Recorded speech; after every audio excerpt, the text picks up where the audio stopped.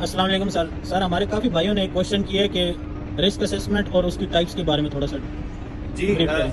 वालेकुम सलाम अली। अदर ऐसे है कि there are different types of risk assessment.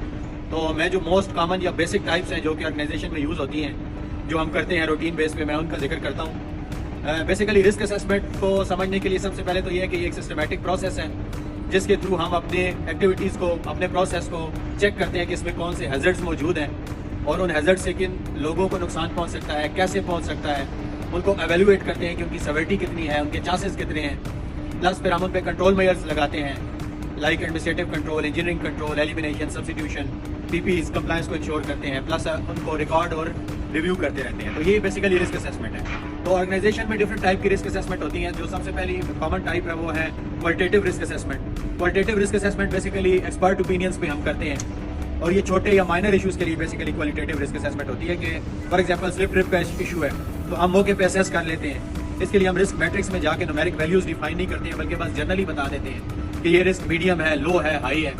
Second है क्वांटिटेटिव। क्वांटिटेटिव में ये है कि हम बेसिकली न्यूमेरिक वैल्यूज की बेस पे रिस्क को लो, मीडियम, हाई करते हैं। जैसा कि मैंने पिछली वीडियोस में एक रिस्क मैट्रिक्स शेयर की थी, आप उसको देखें। उसमें सेवरिटी टू प्रोबेबिलिटी या लाइकलीहुड, इन दोनों को हम नंबर्स दे देते हैं और रेट करते हैं और इनको मल्टीप्लाई करके हम देखते हैं कि हमारा नंबर हाई, लो, मीडियम किस में फॉल करता है और ये न्यूमेरिक वैल्यू की बेस पे हम फिर कंट्रोल मेजर्स भी इस पे इंप्लीमेंट करते हैं। कुछ जेनेरिक रिस्क असेसमेंट्स होती हैं जो कि वर्क प्लेस के जनरल रिस्क या हैजर्ड्स को हम आइडेंटिफाई कर लेते हैं उसमें और उन पे कंट्रोल मेजर्स डिफाइन कर देते हैं। वो जेनेरिक होती हैं, हर एरिया में, हर जगह पे मौजूद होती हैं, उसको कोई भी आके लोग पढ़ सकते हैं। सेकंड, और इसमें जो नेक्स्ट टाइप है वो स्पेसिफिक रिस्क असेसमेंट्स होती हैं।